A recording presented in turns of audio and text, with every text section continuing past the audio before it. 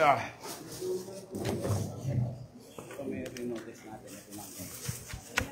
Hi, good afternoon, ladies and gentlemen.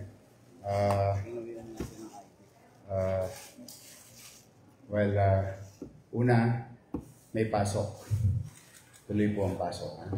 Aral kayo maigi, mga bata. Salamat sa Diyos. We've been going around the city the whole morning.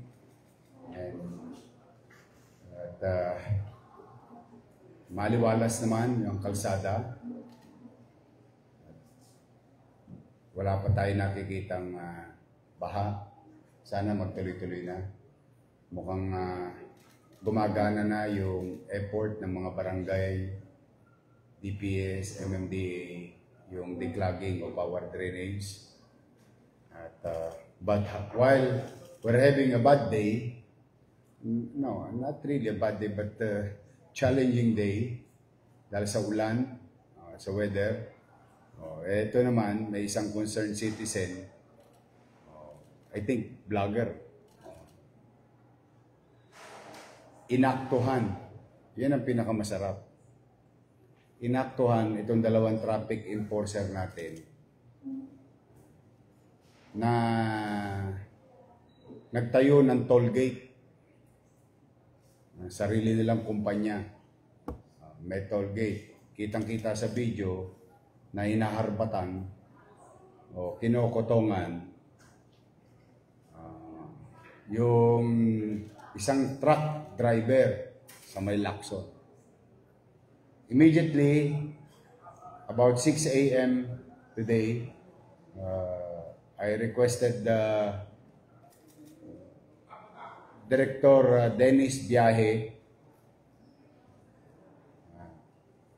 to call the attention of these two enforcers. Now, nandito sa harapan natin, itong dalawang tolongges na to, hindi po ito tolongges na pakalat-kalat sa kalsada. Ito po yung tolongges ng gobyerno naman. Ito po yung bahagi ng pamahalaang lungsod ng Maynila. Kasama naming empleyado, bahagi ng gobyerno ng ating syudad. As I guarantee our people that we will not tolerate the old ways of nangongotong ng mga enforcer, kasi dinidisiplina ko na kalsada, nililinis natin. Dapat kami rin naglilinis, kami rin sa side namin. Okay, thanks to the concerned citizen na binidyohan, walang kawala. Huli. Ngayon, nandito si Director Dennis Biahe ng MTPB. At itong dalawang ito, nasa harapan nyo, doon sa biktima. Ito naman po para tuluyang magtino lahat. Doon sa biktima na truck driver, inihikayat ko po kayong mag-file ng complaint. Criminal complaint. Now, habang inihintay namin kayo, ito po ang aksyon ng pamahalang lungsod. Ngayong araw na ito, hindi na po sila bahagi ng gobyerno ng Maynila. As I have said and directed, one strike policy. Walang second chance. Hindi po ito magsyota. Relasyon na magsyota. Pwede magpatawad. Dahil nagdidisiplina kami sa taong bayan. Tapos sarili namin, hindi namin madisiplina. Hindi naman fair yun sa taong bayan. Ito na po, binawi na uniforme nila, ID nila, at ito po, tinanggal ng opisyal ng direktor ng MTPB. Kaya, ito'y maging halimbawa sa natitira pang 800 plus na traffic enforcer ng lungsod ng Maynila. People nowadays, ang taong bayan ay nagising na. Ang taong bayan natuto na. Ang taong bayan lumakas na ang loob, dala ng inaalaw nating pakinggan at tayo'y maabot ng taong bayan at masabi sa atin ang pang-aabuso sa kanila. Kaya maging takdang aral to sa lahat ng kawani ng pamahalaan.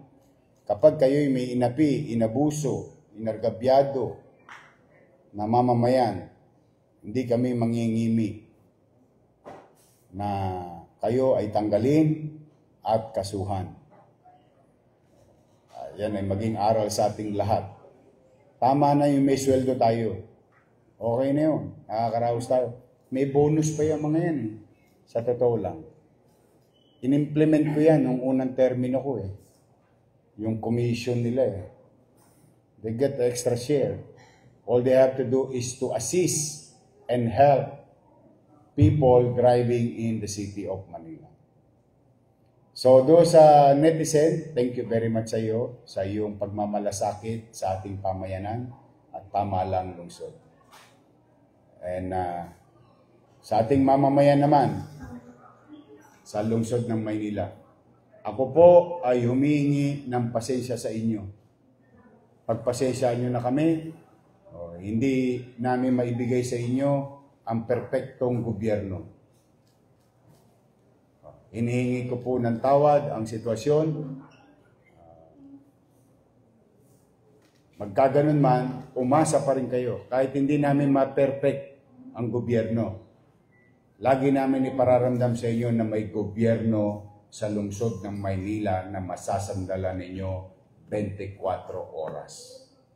So muli, mga kababayan, nananawagan ako, patuloy niyong tularan ang ibang individual na ipinagmamalasakit ang ating lungsod at ipinababatid sa amin yung mga abusadong empleyado ng City Hall ng Maynila. For now, this should be a lesson to everyone. Ano ngayon? 18? Di pa kayo, masyado kayo nainip ha? Atat na atat kayo. Kakasweldo lang nung akis. Hindi pa tayo nag-iinit. So, ito po, muli, maraming salamat. Ulitin ko, as per our in-house meteorologist and as per physical inspection of our roads, nasukat po ni General Sukat, manipis ang ulap sa Maynila. Kalayan pati si General Sukat, umabot sa kalawakan. May ambon, patuloy ang pag-ambon. Walang baha, wala namang bagyo. Sa mga bata, mag-aral kayong maigi. While we care for you, we care for your parents, yung pag-aalala nila, but we also care for your future. So, mag-ingat kayo sa pag-uwi. Aabatan namin ang aabatan ng panahon. So far, maaliwalas po ang Maynila pagdating po sa usapin ng kalsada. Yung panahon naman ay nasa tolerable level pa. So it's just a normal rainy season of the year. Pag-ambon-ambon. But having said that, we will continue to monitor the weather. And in the coming days, especially on Monday, umasa kayo, lagi natin naagapan. So far, ngayon, tosgasin nyo na yung baon nyo. May pasok tayo. Mag-iingat kayo. Mahal na mahal ko kayo, mga bata. I love you. Sa mga magulang, basta po nakaantabay naman ang ating pamahalang lungsod. So, maraming salamat. Pagpahingay mo na yung mga yan. Pag nagpunta yung complainant, pailan nyo ng criminal case. Sige po, maraming salamat sa inyo. Thank you.